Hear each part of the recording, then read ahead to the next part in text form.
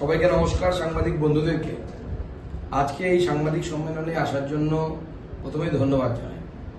আজকে আপনারা জানেন ভারতীয় জনতা পার্টির ডাকে বিভিন্ন জেলায় মুখ্যমন্ত্রীর পদত্যাগের দাবিতে ডিএম অফিস ঘেরাও অভিযান চলছে।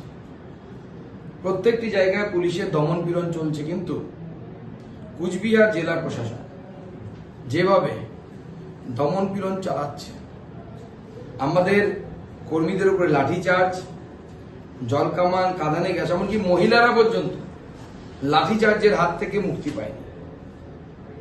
এই কাজ বর্বরোচিত কাজ, কাপুরুষোচিত আক্রমণ এবং গণতান্ত্রিক দেশে, গণতান্ত্রিক রাজ্যে এইভাবে একটি শান্তিপূর্ণ গণতান্ত্রিক আন্দোলনের উপর এইভাবে লাঠিচার্জ, এইভাবে কাঁদানে গ্যাস, বিশেষত পুরুষ পুলিশ দ্বারা মহিলাদের উপর লাঠিচার্জ, এটা মেনে নেওয়া যায় না।